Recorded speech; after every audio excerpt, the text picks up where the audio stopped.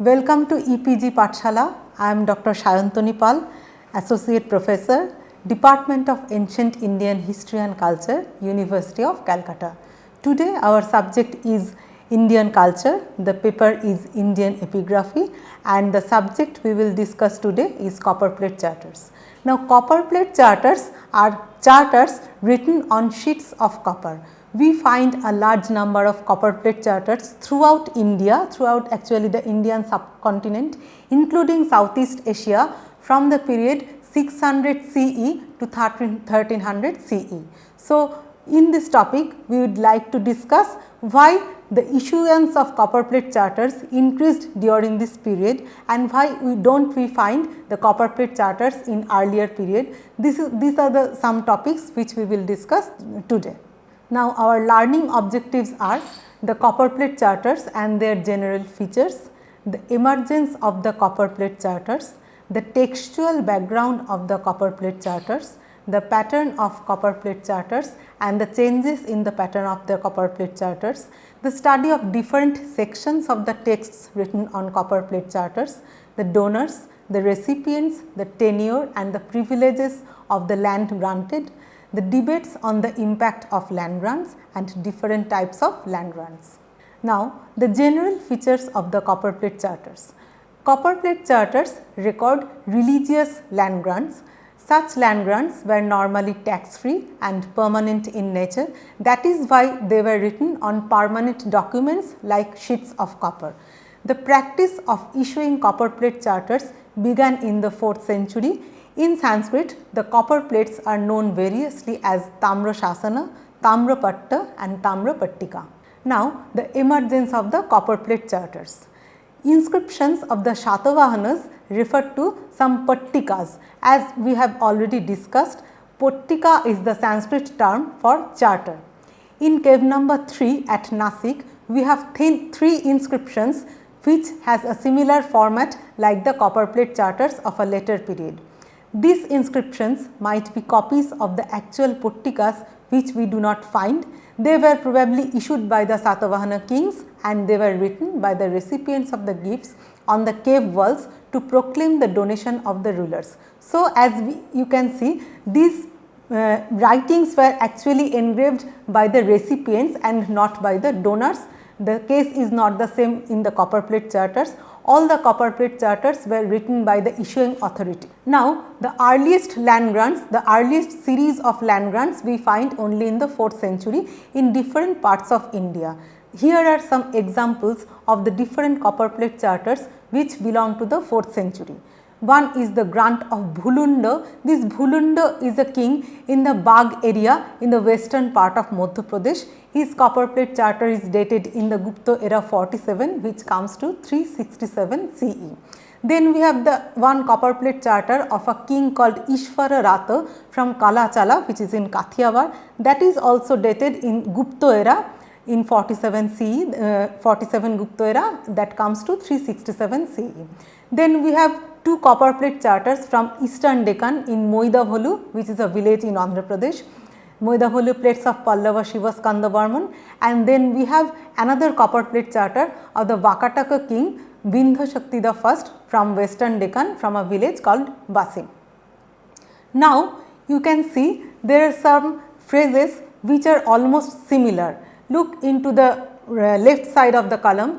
There are some expressions used in the Basim plate of Vakataka Vindhya Shakti which is from Western Deccan, and to the right side there are some expressions used in the Hiraharagalli copper plate and also the Maidavolu copper plate from Eastern Deccan. So, in these 2 columns we have one charter from Western Deccan and we have one charter from Eastern Deccan.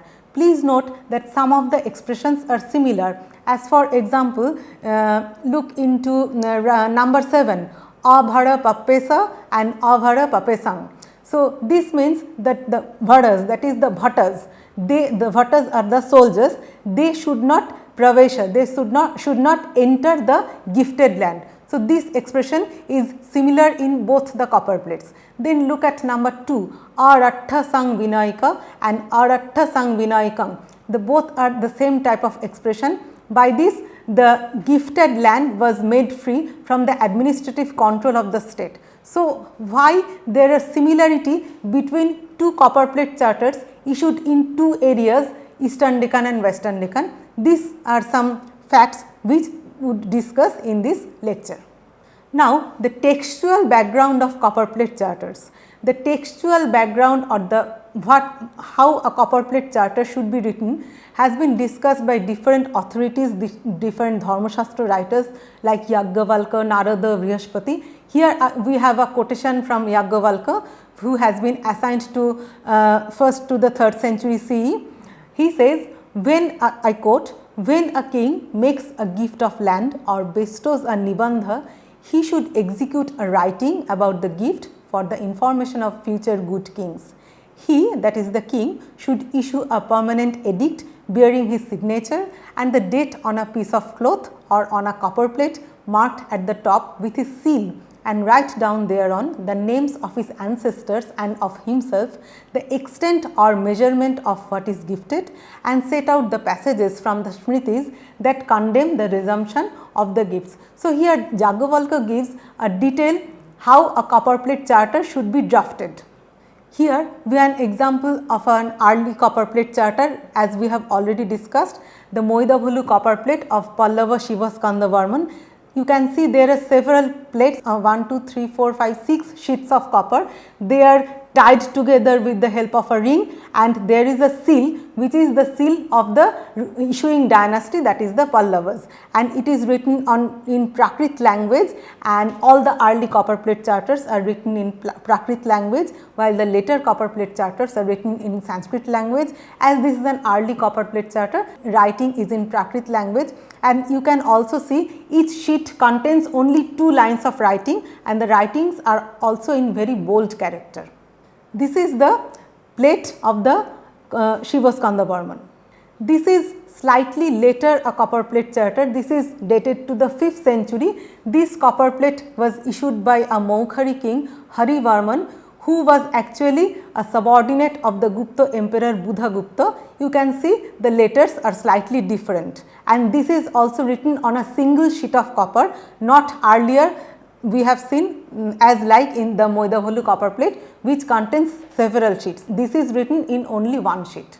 This is another late copperplate charters of the Palas of Bihar and Bengal.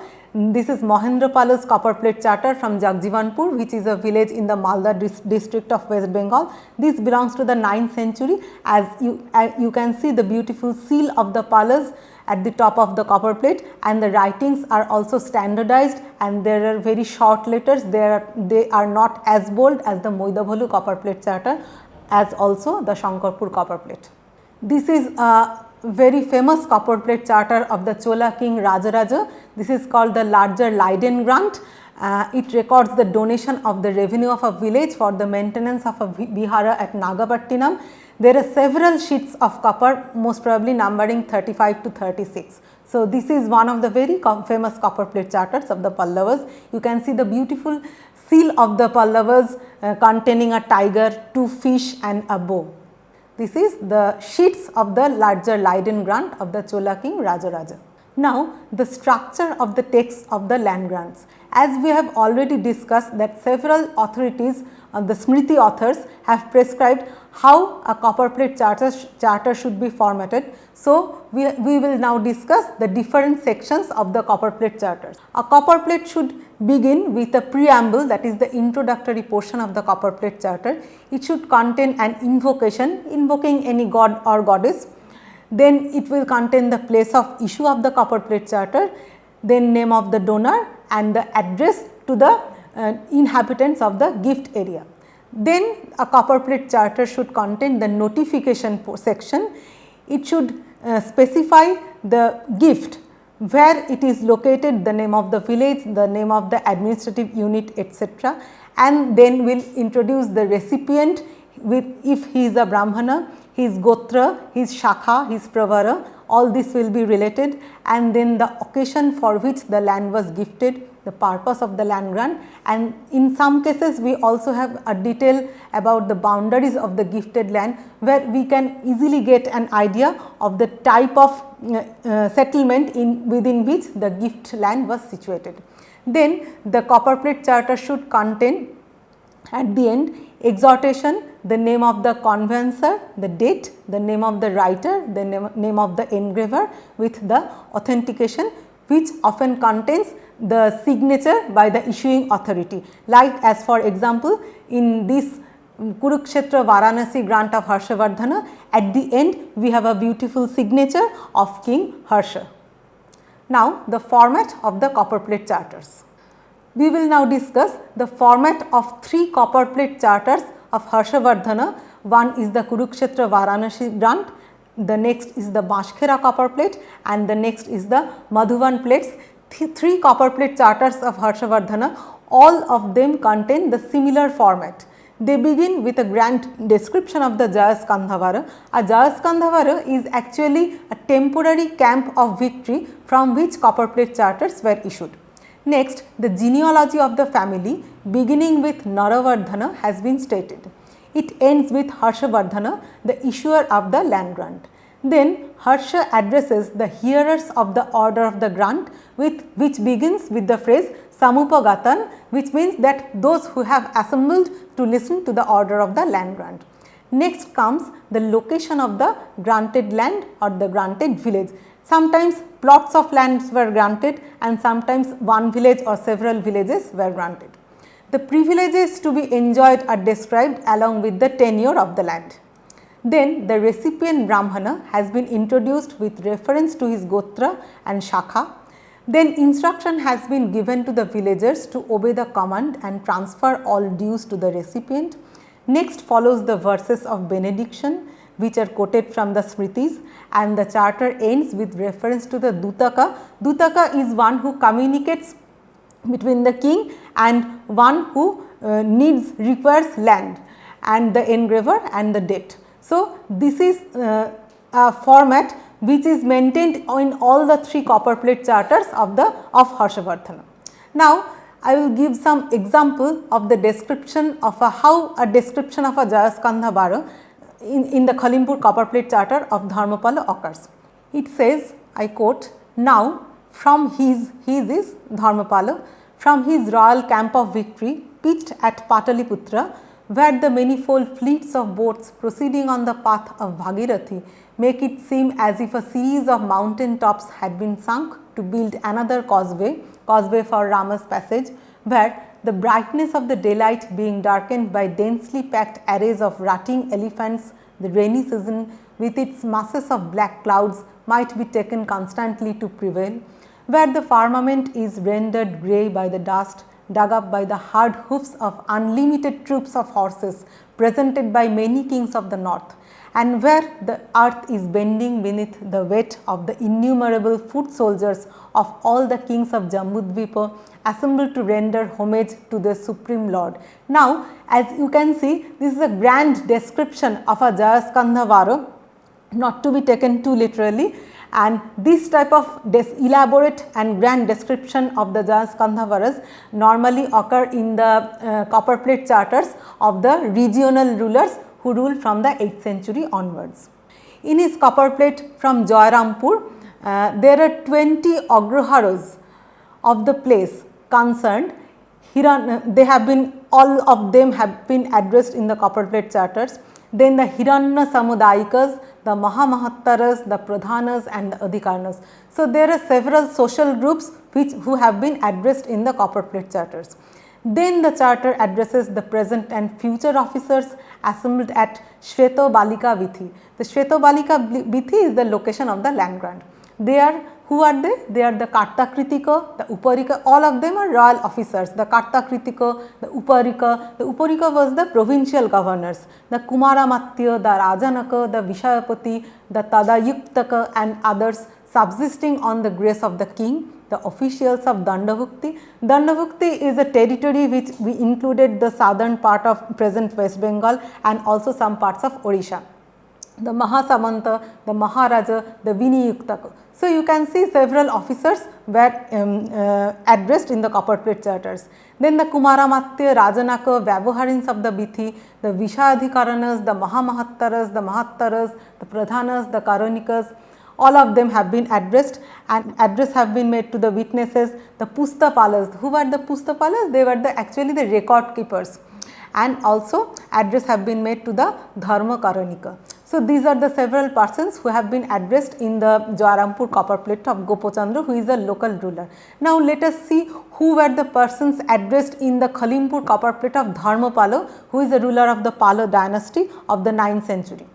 First, he addresses the Raja Padapajivins like the Raja, Rajanaka, Rajaputra, Rajamatta. Look, there are several ranks of subordinates actually. Senapati, Vishayapati, Bhogapati, Shashtadhikprita, Dandashakti, Dandapashika. These Dandashakti and Dandapashikas were again military officers. Chauradharanika, which means one who catches dangerous thieves. Daussadha Sadhanika, Duta, Khola, Gamagamika, Abhitvaramana, Hasti Ashva Go Mahisha, Ajabikadhyaksha, Naukadhyaksha, Valadhyaksha, Tarika, Shaul. These were all toll collectors and tax collectors. Tarika, Shaulkika, Gaulmika, Tadayuktaka, Viniyuktaka, people belonging to the class of charters and bhattas. Now, the first section are all Raja Padapajivins, that is, all of them serve the king and get their salary from the king. Next, they address the charters and bhattas, who were the regular and irregular group of soldiers who will be present from time to time, and at last they address the Vishaya Vyavaharins like the Jeshtha Kayastha. The Jeshtha Kayastha is the chief of the scribes, the Mahamahattara, the Dashagramika, the Karanas are again the scribes, and at last the Prativasins are the inhabitants of the gift village, the Kshetrakaras are the cultivators, and also the Brahmanas. So, the Brahmanas come last, not at the beginning. Now, let us see the boundary of a donated land in the Kumilla plate of Lokonatha. This Kumilla is a district in the southeastern part of present Bangladesh, and Lokonatha was again a Samanta ruling there in the 7th century. It says regarding the boundary of the donated land, the forest region having no distinction of natural and artificial, having a thick network of bush and creepers, where deer, buffaloes, boars, tigers, serpents, etc. enjoy according to their will all pleasures of home life. So, this is a forest area in the district of Subungo, of which the 4 boundary lines were thus defined. On the east, the Kanamotika hill. So, there was a hill on one side. On the south, the limit line of the 2 villages Panga and Bapika. On the west portion of the Tamra Pathara, the meaning of Tamra Pathara is not clear, of Jayeshwara. Maybe this is the spelling for Tamra Patta. And on the north, the tank of Mahattara Ranashubha. So, from this description of this type of boundary, we get the idea that the land was actually located at the outskirts of some settlement where there was a forest nearby. So, we can get idea regarding the type of settlement of the gift land. Now, the donors, the recipients, the tenure and the privileges of the land grants. The donors. Who were the donors of the copperplate charters? First, the independent rulers like the kings, King Harshavardhana or King Dharmapala or King Gurjara Pratihara Bhoja or Rashtrakuta King Danti Durga, etc. They were the donors of land grants. Next, the subordinates also granted land, the Samantas and the Mahasamantas. Then we have administrative officers, the Ayuktakas. Then the military officers also granted land, who are the Mahapratiharas. Then we have also land grants by merchants and occupational groups, but these are lesser in number since land was a very valued item and it was also not possible for everyone to gift land. Who were the recipients of the land grants? The individual Brahmanas, the Brahmanas in a group, the temples, the monasteries. There are again some service grant made to the warriors. Now, the service grants were not always tax free. The military officers and occupational groups, the last section is not always tax free. The tenure of land. First, we have in some early charters, we get reference to Akshaya Nivi Dharma, which means permanent endowment, Akshaya Nivi, here Nivi is the capital, which should be Akshaya or permanent, that here you cannot destroy the capital, which means you cannot sell the land, you could only enjoy the income from land. So, the proprietary right, you would not obtain the proprietary right over land if you get it according to the Akshaya Nivi Dharma. Then we have reference to the Bhumitsidra Nyaya, which is the principle of tax free enjoyment of land by one who brings it under cultivation for the first time. And next we have reference to Tamrapatta Dharma, which is almost similar to Bhumitsidra Nyaya. Now, the privileges, some privileges were granted along with the gift land. This type of concept that one should grant privileges along with the gift land, we find at the earliest in the Arthashastra. The officers are advised to give Brahmadeyas with pariharas or exemptions to the Brahmanas. In course of time, a large number of privileges came to be attached with the religious land grants, and the Vakataka land grants were given together with hidden treasure and deposits. The early Pallava land grants suggest that the donated lands were not to be dug for salt, to be treated as different from other parts of the district, free from the entry of royal agents and obligations like supplying essentials to the royal officers on tour, etc. The Palas granted land with mango and madhuka trees, with tax from temporary tenants, fines realized for 10 offences, together with all revenues, etc. The Cholas granted Taniyur status to certain Brahmadeyas within the Naruar locality and thus made them free from its jurisdiction. In this way, we find several types of privileges had been granted by several rulers. Now, for example, the privileges granted in the Jajilpara copper plate of Gopala III, who is a 10th century Pala ruler. It was granted up to their own boundaries with Tala, with Uddesha. Tala means lowland and Uddesha means highland. The Amra Madhuka, the Jalasthala, the Garta Ushara, Uparikara, Dashapachara and Chauradharana, these are the different types of taxes. It was Parirhita Sarvapira, that it was made free from all kinds of piras or obligations. It was Achatavhata Pravesha, which we have already discussed regarding the Moidaholu copper plates. It was Akinchit Pragrajya, that is no dues should be collected from this gift land. It was Samasta Rajabhaga Kara Hiranyadi Pratyaya Sameto, so all dues should be transferred to the donee and not to the king. The rise of the intermediaries was one important aspect of the beginning of the practice of land grants. Land grants through copperplate charters resulted in the rise of intermediaries in between the king and the peasants. The Brahmanas, the temples and the monasteries claimed a portion of the surplus expressed in the growing number of taxation and thus encroached upon the share of produce of the cultivator. The creation of small pockets in which the ruler's control could have been undermined. Now, the impact of land grants on the peasants. There are debates regarding how the land grants weakened the central authority. One view was expressed by R.S. Sharma in his book Indian Feudalism. He thinks that land grants led to the parcellization of the sovereign power of the state, and this is indicated by the appearance of the hierarchy of Samantas, the Mahasamantas, the Rajanakas, Rajaputras, etc. appearing in a group in both inscriptions and literature, as we have already discussed. The opposite view has been expressed by B.D. Chattopadhyay, Harman Kulke and others. They are against this idea of seeing land grants as the cause and symptom of political fragmentation. Rather, they point to the proliferation of state polities in different levels within the broader frame of agrarian expansion, and they thus view land grants as an integrative and legitimizing policy adopted by the rulers. The peasants could have been subjected to greater exploitation or subordination from the earlier due to their proximity to the Brahmana overlord than the king. R.S. Sharma suggested that the land grants resulted in growing stratification among the peasants. The religious donees employed a large number of peasants to cultivate their land, who thus did not own the land they cultivated. So, they were landless peasants. The grant of increasing number of rights led to increasing restriction on peasants' mobility and his subjection to forced labor, which is called Vishti in the land grants.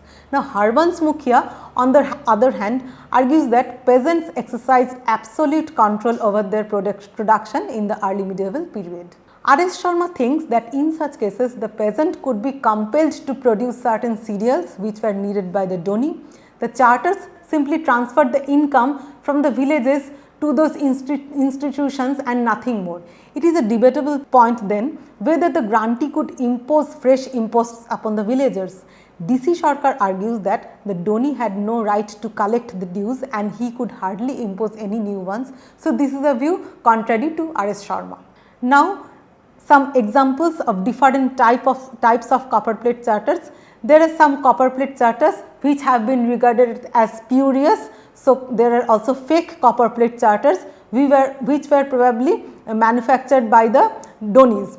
This is an example of a spurious land grant of Samudragupta. This is from Gaya. It was most probably forged in the later period from 7th to 8th century. This is the Talcher copperplate of Gayaratunga. Gayaratunga was a Orissan ruler. This is called a Karo Shasana. Karo Shasana are actually not completely free copperplate charters, and by Karo Shasanas a nominal tax were collected from the Donis. So, Karo Shasanas are not totally tax free copperplate charters. Now, to conclude, we have discussed general features of copperplate charters, the emergence of copperplate charters. To sum up, the growing practice of issuing copperplate charters from the 4th century onwards definitely brought in changes in polity, economy and society, which we have discussed in brief, but the impact of such changes was always area specific and to be studied in the background of the geographical and cultural setup of the area concerned. Thank you.